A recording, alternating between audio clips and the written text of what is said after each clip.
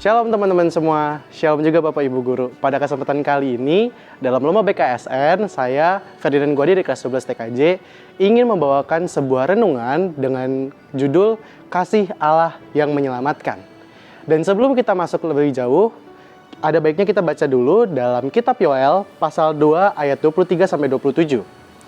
Hai Bani Sion, bersorak-soraklah dan bersukacitalah karena Tuhan Allahmu. Sebab telah diberikannya kepadamu hujan pada awal musim dengan adilnya. Dan diturunkannya bagimu hujan. Hujan pada awal dan hujan pada akhir musim seperti semula. Tempat-tempat penggirikan akan penuh dengan gandum. Dan tempat-tempat penampungan berkelimpahan anggur dan minyak. Aku akan memulihkan kepadamu tahun-tahun yang hasilnya dimakan habis oleh belang pindahan, belang pelompat, belang pelap, dan belang pengerip. Pasukanku yang besar yang kukirim ke tengah-tengah kamu. Kamu akan makan sepuasnya dan menjadi kenyang. Dan kamu akan memuji nama Tuhan Allahmu yang melakukan perbuatan ajaib bagimu. Umatku tidak akan mendapat mau lagi untuk selama-lamanya. Kamu akan mengetahui bahwa aku ada di antara orang Israel, dan bahwa akulah Tuhan Allahmu, dan tidak ada yang lain. Umatku tidak akan mendapat mau lagi untuk selama-lamanya. Demikianlah sabda Tuhan, syukur kepada Allah.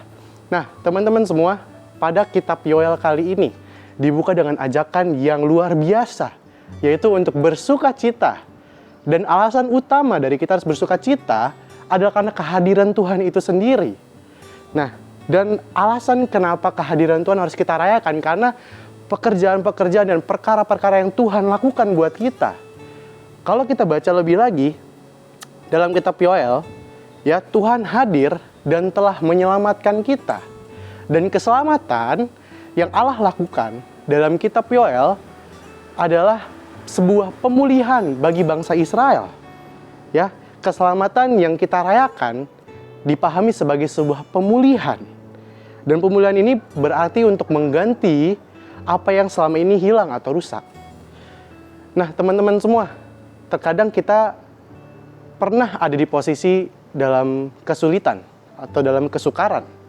Kadang kita ngerasa down, kadang kita ngerasa hidup kita udah gak layak dan gak pantas. Hidup kita sudah terlalu hancur. Sehingga seringkali kita menginginkan kehidupan orang lain.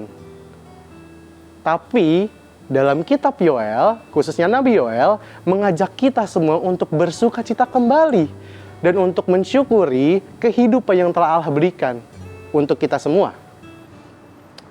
Dan ketika kita melihat karya Tuhan di masa lalu, yaitu menyelamatkan, itu seolah-olah memberi harapan untuk kita untuk kembali mengharapkan keselamatan dan pemulihan yang datang daripada Allah kita.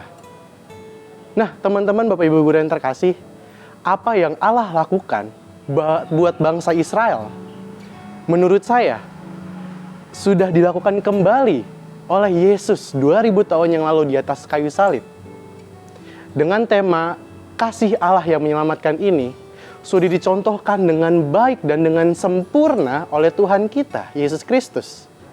Ya, ketika kita melihat kembali apa yang telah Yesus lakukan buat kita, yaitu mati di atas kayu salib untuk menggantikan dosa kita. Sama seperti apa yang Allah lakukan, yaitu memulihkan keadaan bangsa Israel yang hancur karena dijajah oleh kota Babel. Ya, kalau kita baca, Allah memulihkan kembali bangsa Israel. Bahkan pemulihannya ini nggak hanya sekedar untuk memulihkan, tapi dipulihkan berkali-kali lipat. Dan sama seperti apa yang Yesus perbuat buat kita. Teman-teman, kalau kita baca lagi dalam kitab Roma pasal 3 ayat 23, dia berkata, karena semua orang telah berbuat dosa dan telah kehilangan kemuliaan Allah. Dan sama seperti bangsa Israel yang kehilangan segalanya karena dijajah oleh tentara Babel, sama, kita juga dijajah oleh dosa kita sehingga kita kehilangan kemuliaan Allah. Dan apa yang Yesus lakukan 2000 tahun yang lalu di atas kayu salib, sama seperti kejadian di mana Allah membebaskan bangsa Israel.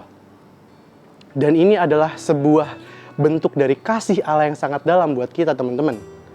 Ya, Yesus wafat di atas kayu salib menggantikan kita, sehingga kita nggak lagi dalam posisi yang nggak layak. Kita nggak lagi kehilangan kemuliaan Allah, kita dipulihkan kembali. Dan gak hanya cuma itu, teman-teman. Selain dipulihkan, kita diangkat jadi anaknya. Dan gak cuma diangkat jadi anaknya, kita diberi kesempatan, kita diberi sebuah kehormatan untuk menjadi kawan sekerjanya Allah. Jadi teman-teman, dalam kesimpulannya, dalam kitab Yoel, Ini merupakan sebuah gambaran sempurna dari apa yang Tuhan Yesus lakukan di masa lalu. Dan ini sebuah pengharapan baru bagi kita bahwa ketika hidup kita merasa down, ketika kita merasa hidup kita udah nggak layak lagi untuk Tuhan pakai, ketika kita merasa hidup kita udah sangat hancur, kita masih punya pengharapan bahwa Allah ada di tengah-tengah kita. Seperti Allah hadir di tengah-tengah bangsa Israel yang bersiap untuk melindungi kita, memulihkan kita, bahkan menggantikan kesusahan kita berkali-kali lipat dari kesusahan yang kita lakukan, dari kesusahan yang kita terima. Jadi teman-teman, semoga teman-teman bisa kembali memaknai apa maksud dari kitab Yoel ini. Dan gak cuma itu, saya berharap sekali teman-teman bisa memahami kembali betapa besarnya kasih Allah akan kita. Sehingga kita yang gak layak telah dilayakkan kembali untuk menerima janji-janji Allah. Dan juga untuk menerima keselamatan kekal dari Tuhan kita Yesus Kristus. Semoga teman-teman diberkati oleh Tuhan selalu. God bless you.